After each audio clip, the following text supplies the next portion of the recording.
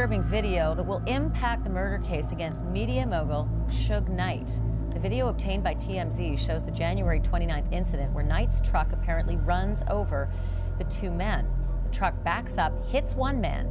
Seconds later, the truck comes back and runs over that man. We've had to, digitize the video because it's very violent. In the world of hip-hop, power is everything. But what happens when that power isn't just about music, but about fear, violence, and control? They was not scared of Suge Knight. They was terrified of Suge Knight. I mean, terrified to death. To death. With a reputation built on terror, betrayal, and a string of unsolved deaths, Suge Knight remains one of the most dangerous figures to ever walk the streets of Los Angeles. Today we uncover the story of one of the most polarizing and complex figures in hip-hop, Suge Knight.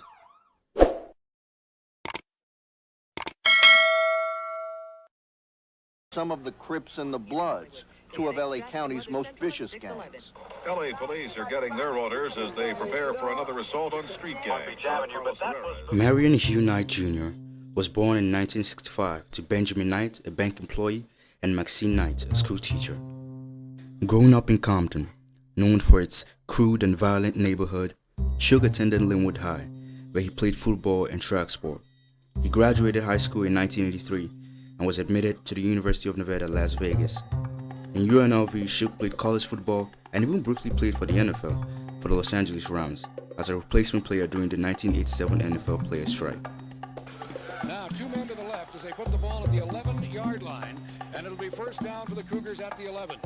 Two men out to the left side wide, Victor Wood and Cotton Sear.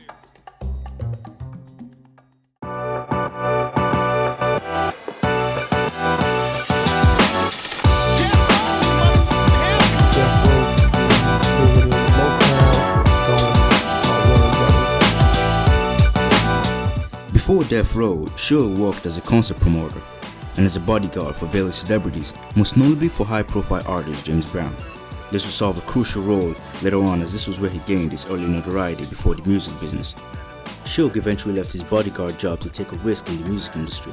In 1991, he co-founded Deathrow Records with Dr. Dre, DOC, and Suge's former Deathrow Records partner, Dick Griffith.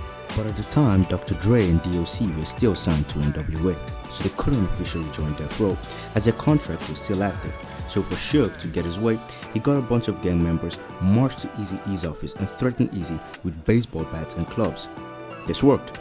Soon after, Dr. Dre officially joined Deathrow Records, and Dre went on to release his seminal album in 1992, The Chronic.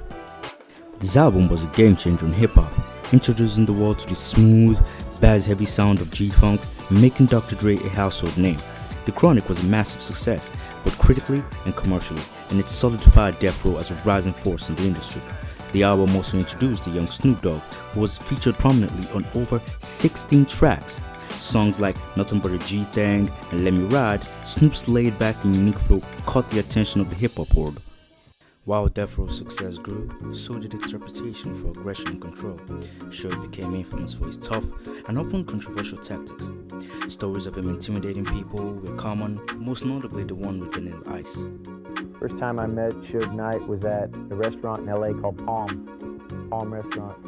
Suge took me out on the balcony, started talking to me personally. On the balcony? On the balcony. High above? Like 15 floors. He had me look over the edge, show me how high I was up there. You scared? I needed to wear a diaper on that day. I was very scared. Who is Mario Lavelle Johnson? His name is listed. That's the guy that Suge Knight brought over there that was an acquaintance of mine that had nothing to do with that song. You signed over the rights? I signed over the rights to him so that Suge and them could get paid. Signed? Signed him. And walked away alive. Despite the controversy, Suge's approach worked. Therefore, began signing top talent, including rap's legend Tupac Shakur.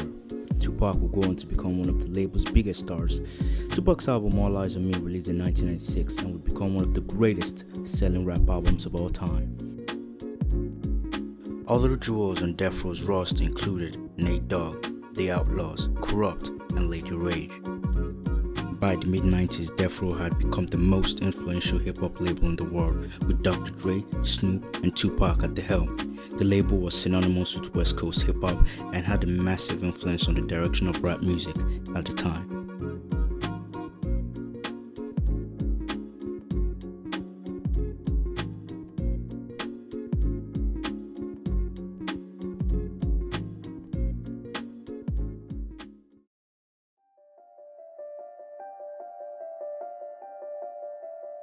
The downfall of Deathrow is as dramatic and tremendous as its rise, marked by a series of legal issues, financial mismanagement, and the infamous speech by Suge Knight. Any artist out there want to be an artist and want to stay a star, don't want to have to worry about the executive producer trying to be all in the video, all on the record, dancing. Come to Deathrow. At the show, Suge made headlines with his infamous on-stage speech. He took a moment during the acceptance speech for the Best New Artist Award, which was for Snoop Dogg, to take a direct shot at rival record executive Sean Puffy Combs, the head of Bad Boy Records. In the clip, Suge poked fun at Puffy for his odd tendency to appear and dance in the music video of his artist, even though he wasn't an active contributor to the track. This would escalate the already existing war between the East and West Coast. This rivalry will go on to produce some of the most venomous, cutthroat, and devastating diss tracks in hip-hop's history. And this rivalry would eventually lead to the death of hip-hop heavyweights Tupac and Biggie. On September 7, 1996, Tupac was shot multiple times in the chest in a drive-by shooting in Las Vegas. He died 6 days later from his injuries. Tupac's death was a devastating blow to Deathrow Records. At the time, Deathrow was already facing a plethora of problems, like losing Dr. Dre, who was a co-founder of Deathrow. But with no doubt, losing its biggest artist was a huge loss to Deathrow, both to its credibility and its finances. Deathrow was never able to recover the same level of success without Tupac, whose presence had been critical to its rise. By the mid-90s, Deathrow was facing a mountain of internal legal issues, from Suge Knight's increasing erratic behavior combined with questionable business practices. This led to tension with the artists and the label, and even the business partners. Suge's legal battles piled up as well. He had been involved in numerous lawsuits, including accusations of assault, battery, and even extortion. This growing legal trouble led to Suge spending a significant amount of time in prison, which led to further destabilization of Deathrow. Deathrow's financial problems became increasingly evident in the late 90s. The label had massive debts, reportedly in the tens of millions. Suge's lavish spending, combined with the legal fees, drained Deathrow of its resources. In 1997, Deathrow was forced to sell the rights to its master recordings, including those of Tupac and Dr. Dre, just to stay afloat. And eventually, in 2006, Deathrow Records declared bankruptcy, and the label's assets were eventually sold off to the highest bidder. Suge Knight, who was once at the top of the hip-hop world, was left reminiscent of his glory days. The label continued to face a mountain of lawsuits from artists who felt they had been exploited or mistreated by Suge and his team. These financial struggles were compounded by Deathrow's inability to maintain the same level of success it had in its prime. Suge was present the night Tupac was shot in Las Vegas.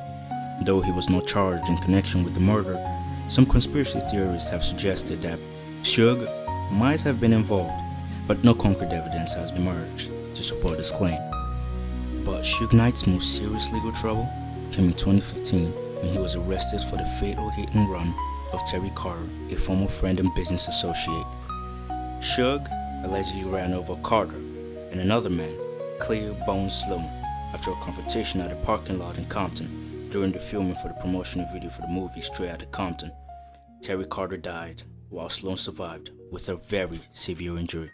There is some new and disturbing video that will impact the murder case against media mogul Suge Knight. The video obtained by TMZ shows the January 29th incident where Knight's truck apparently runs over the two men. The truck backs up, hits one man. Seconds later, the truck comes back and runs over that man. We've had to, digitize the video because it's very violent. And then Suge was charged with manslaughter and other related offenses in 2018. He was offered a plea deal for manslaughter but declined, opting for a trial. The case was complicated by claims of self-defense and Knight's health issues. Suge was diagnosed with diabetes, blood clots, vision problems, and other chronic health issues. Suge is facing 28 years in prison, 22 years for running over the victim, and 6 additional years because it was Suge's 3rd strike under the California 3-strike laws. In the end, the downfall of Death Row was the result of a combination of bad business decisions, internal conflicts, legal troubles, and the loss of its most valuable asset, Tupac.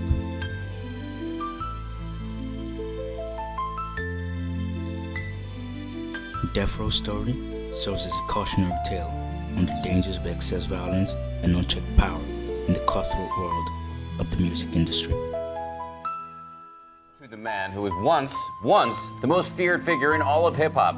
But here he is now, Suge Knight, a former rap powerhouse, collapsing in court, where he's facing a murder charge. The man who built an empire, founding Death Row Records, now facing life in prison, and ABC's Brandy Hitt is on the story.